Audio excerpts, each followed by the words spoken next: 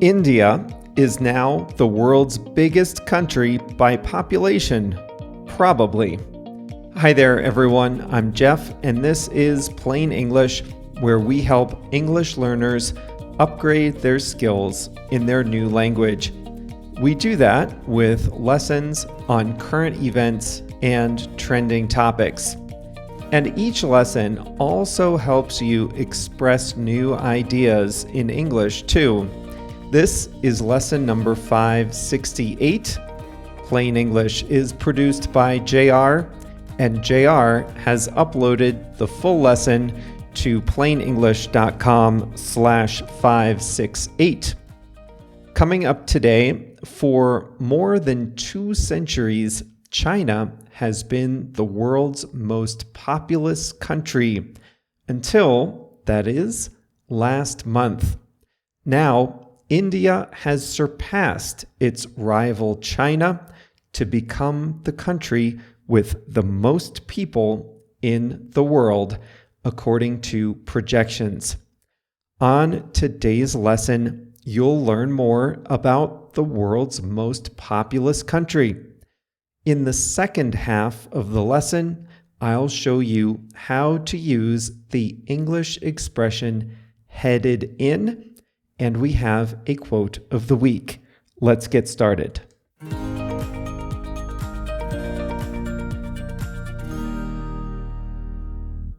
The economic story of the past half century has been China's rise as the world's workshop.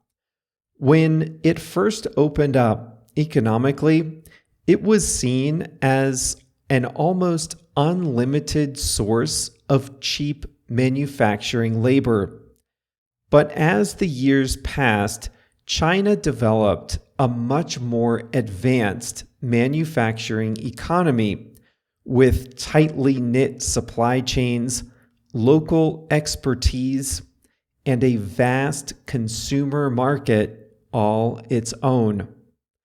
What will be the economic story of the next half century? For answers, we can look to population. According to UN forecasts, India has surpassed China as the world's most populous country. This month, according to projections, India and China will have approximately 1.4 billion people each, but India slightly more. And this isn't a blip. In terms of population, the two countries are headed in opposite directions. To see why, consider one big driver of population growth: fertility. China's fertility rate is 1.18. That means the average woman will have 1.18 children in her lifetime, far less than the replacement rate, which is just over 2. Many young Chinese face a 4-2-1 problem. One child supports 2 parents and 4 grandparents. By contrast, India's fertility rate is about 2.0. That's also less than replacement, but that's not the whole story. India's population is much younger. The average Indian is 27 years old. The average Chinese person is more than a decade older. That means many, many more people are entering childbearing age in India than in China. And it also means that many, many more people are entering the workforce. This is a big change. India's population is expected to peak in 2064 at 1.7 billion people.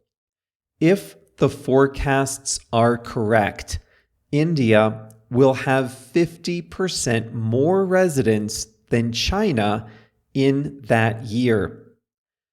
Let me put this another way. Barring the unthinkable, India will be the most populous country for the rest of your life and probably your children's and grandchildren's lives too. So here are some things to know about the world's new most populous country. India is incredibly diverse. There are 22 officially recognized languages. The most commonly spoken is Hindi, which is the native language of only about 4 in 10 Indians. English is commonly spoken in the large cities, in government, and in big business, but only about 12% of the population speaks English. For a large country, the population is also very rural. Only about 35% of its residents live in cities.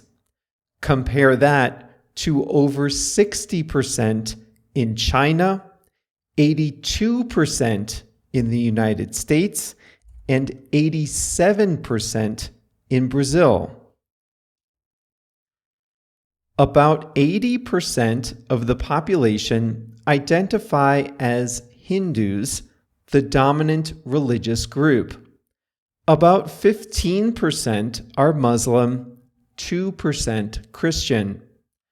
About 30% of Indians are vegetarians, many for religious or ethical reasons. Hinduism teaches respect for all living beings, so many Hindus are vegetarian for spiritual reasons. We think of India as a hot country, and it is, but it also has the cooler Himalayan mountains in the north. There are jungles, deserts, beaches, and tropics. India is home to the largest population of people and also to the largest population of Bengal tigers in the world. Economically, many Americans know India for its prowess in IT services, information technology.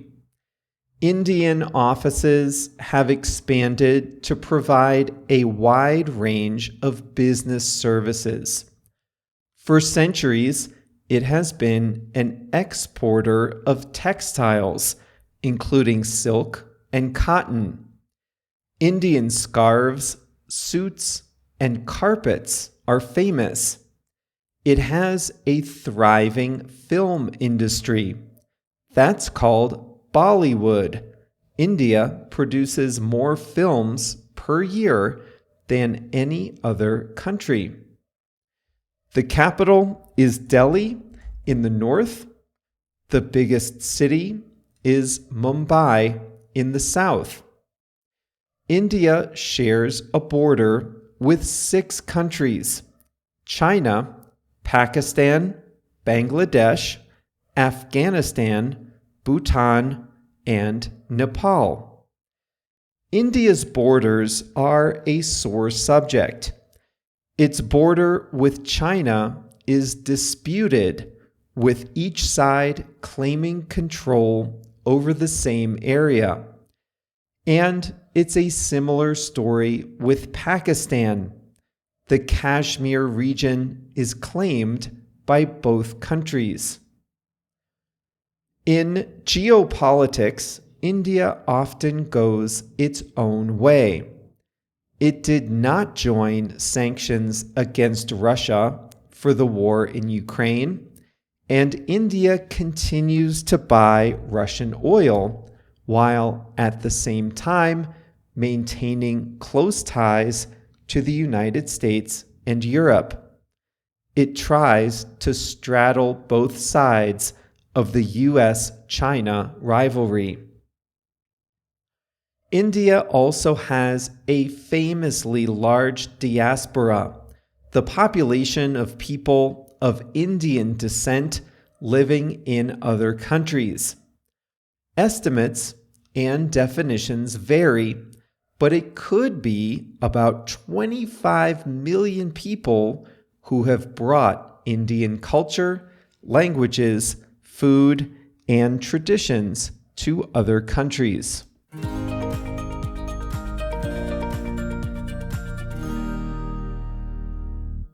So, if China and India are roughly equal right now in May 2023, what other countries are the most populous after those two?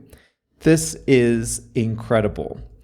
Number 3 is the United States with about 300 million. So 1 and 2 are 1.4 billion. Number 3 is only 300 million.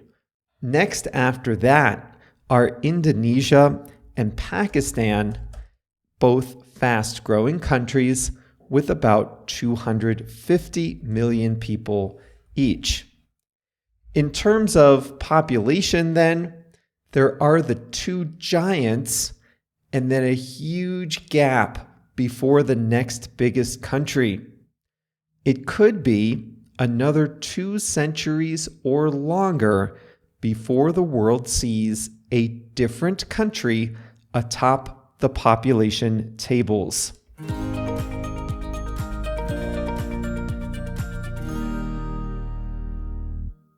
The expression I picked for you today is headed in.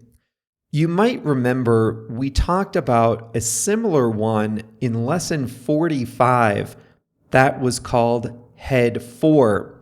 But today we're talking about a strange little expression that we use when talking about movement. Here's how we form it. We say a person or a thing is headed in a direction. And we almost always use the word direction in the sentence. So here's a really common phrase in English. I think we're headed in the wrong direction. What that means is we are moving in the wrong direction. Now, this can mean two things. First, you could be walking down a street or driving down a street and trying to find something. And you might look around and think, we are moving, we are walking, we are driving in the wrong direction. But we are headed in the wrong direction might also mean we are not progressing well. So you might be making a lot of progress on a project, but if that progress is not leading to your goals, then you're in trouble. So imagine you're at work and you need to hire a company to improve your marketing. And all the companies that come in, they propose ideas that you're not comfortable with. You might say to your colleagues, I think we are headed in the wrong direction on this project. Yes, you're progressing. You contacted a lot of companies. They came in to pitch their ideas.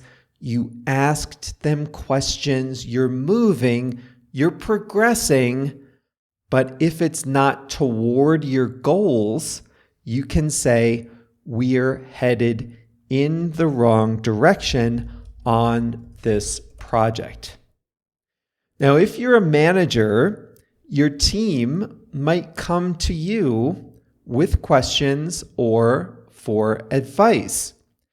They might have started a project and they might want to know if they're doing it right.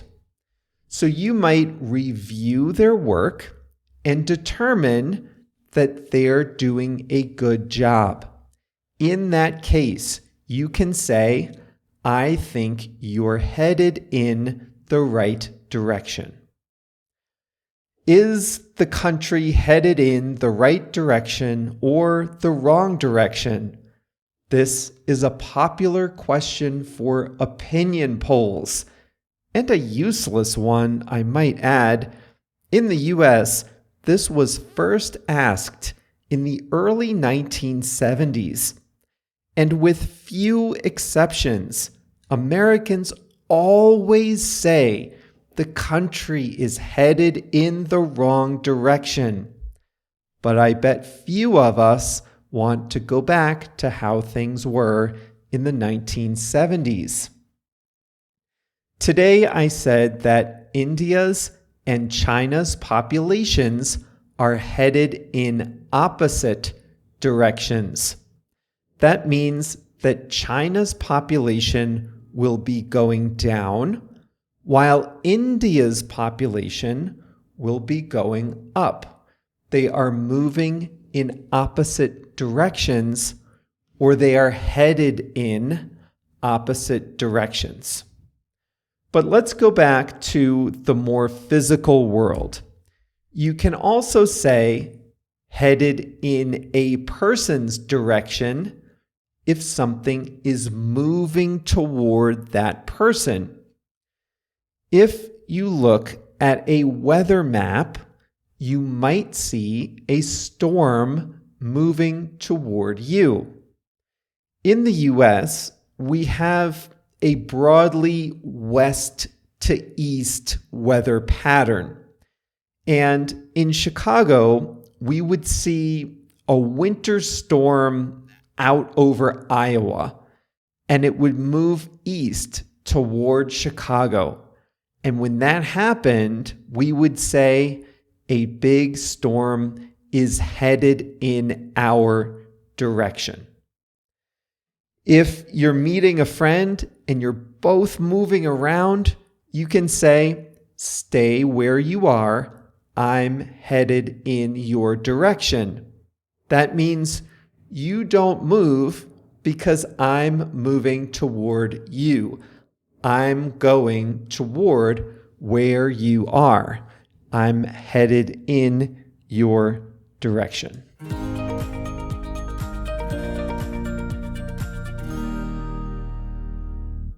Here's a funny quote about India.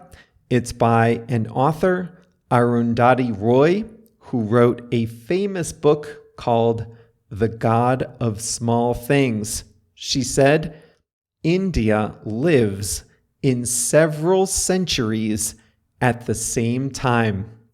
And listen, from my visits, I can confirm that sentiment.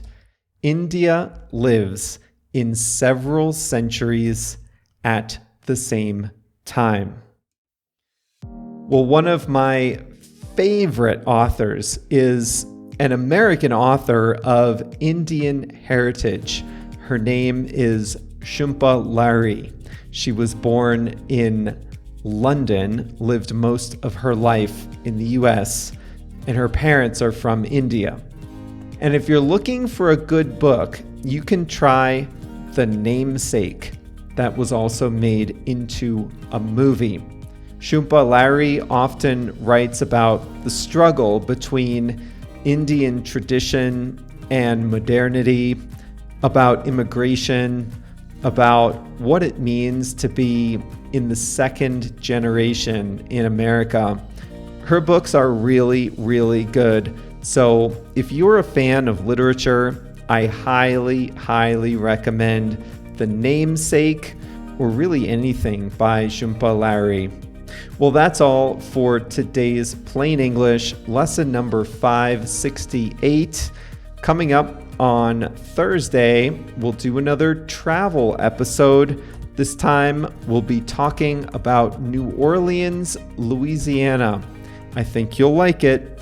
That's Thursday on Plain English. See you then.